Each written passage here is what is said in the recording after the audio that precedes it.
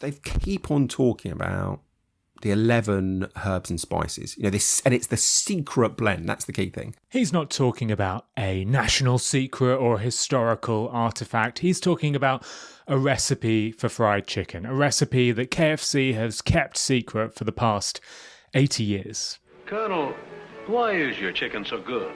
Well, it's that secret recipe of 11 different spices and herbs. That ad is from the 60s, but KFC still release ads today saying how secret their recipe is. What's the secret recipe?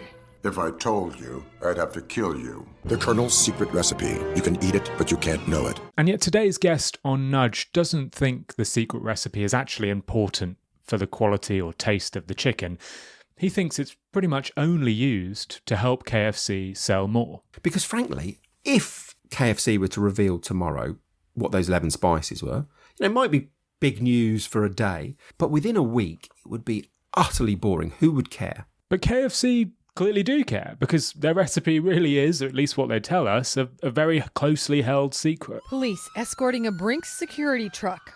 Inside, a man handcuffed to a briefcase. It's not a national secret, well, at least not the government kind. It's a secret recipe for Kentucky Fried Chicken's original recipe. And today's guest has researched KFC's secret recipe for his book. My name's Richard Shotton, and I specialise in applying behavioural science to marketing. And there are little PR stories that keep on coming out.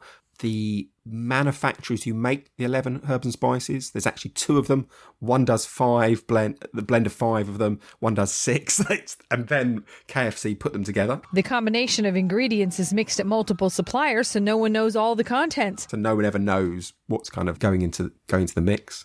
Supposedly only 2 people know the recipe, and they're not allowed to fly together. KFC says the recipe of 11 herbs and spices is so secret, only 2 company execs have any access to it at any given time, and it won't tell who those 2 people are. There's always stories about the secrecy behind the blend.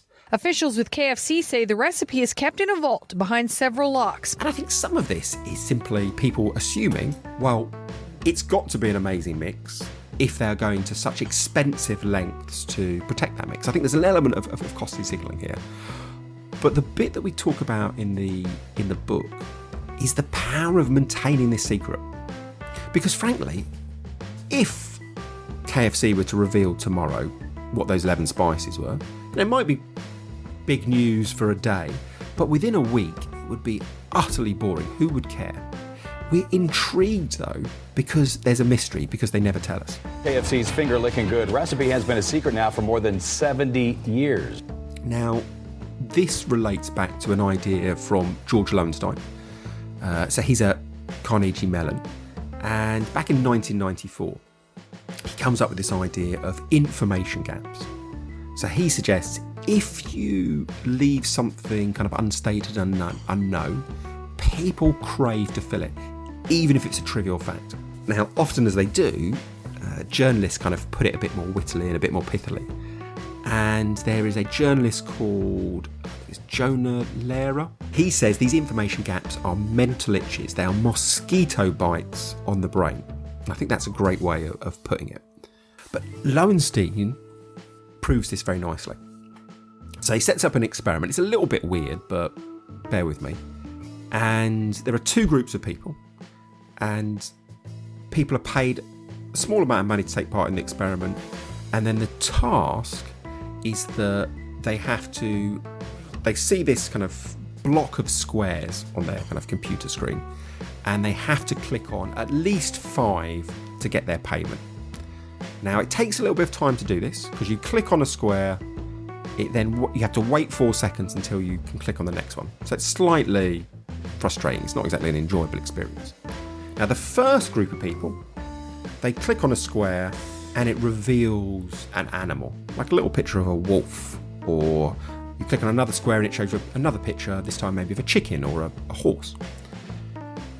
Second group, same basic setup. You've got this big square grid. You've got to click on the mini squares and it reveals something. But this time, rather than revealing the entire animal, it will reveal, say, a hoof or a mane or a flank of animal. Now, you're essentially seeing little tiny sub-areas of an animal. And the key point is that group, that second group, the one who just get the partially resolved puzzle, the incomplete information, they keep on clicking after they've done their 5. They don't need to click these ones, but they are intrigued enough to continue. And the argument here is if you click on a square and it shows you a wolf, that is an entire piece of information. You've told them the whole answer. But if they reveal like a little bit of their hind leg, you're not 100% sure what animal it is. You click on another, you're still not quite sure. You keep on clicking because you want to know. Partial information makes us more interested. That's what Loewenstein's information gap theory suggests, and Richard in his book writes that brands should lean into this. He says that customers will remember what is unfinished, so retaining a degree of secrecy or mystery around your product will help you keep your brand front of mind. And KFC don't just do this with their 11 herbs and spices, they do this across their entire business. So we created the KFC secret menu. And like any good secret, told no one about it. In 2020, KFC Australia, created a menu filled with staff's secret and special items. We'd discovered that KFC's staff love hacking the menu to make crazy new products. So we hid them deep in the app, making them hard to find. Now, this menu could only be accessed in the app by following a kind of weird sequence of different instructions. People had to discover the secret menu on their own. By figuring out you had to hold down for 11 seconds exactly. We hid a breadcrumb trail of clues scattered throughout KFC's own channels, in the edit history of Facebook comments, buried in our website's terms and conditions, hidden in our email footers, or even in split-second frames of our digital out-of-home ads. And unsurprisingly, from everything we've heard so far, this menu was a huge success. Eventually, someone cracked the code. News spread quickly. So when I discovered that our KFC has a secret menu, my mind was blown. Why do you have to hold it for 11 seconds? Because it's the 11 secret herbs and spices. Which reached over 300 million people, leading to fantastic business results. A 111% increase in app downloads. Nearly 2 in 3 secret menu orders included additional items, with an ROI of over 10 to 1. It's impressive, but it's not surprising once you know about the information gap. It makes sense once you know that Loewenstein's information gap proves that we like partial information. And KFC have been pulling stunts like this for years. Back in 2017, they unfollowed thousands of people on Twitter and instead followed just 11 random people. In September 2017, KFC's Twitter handle followed 35,000 accounts, which seemed like a lot. So we unfollowed all of those 35,000 accounts in one fell swoop and refollowed only 11 back. Those accounts? 5 Spice Girls and 6 guys named Herb. Get it? 11 herbs and spices, like my original recipe?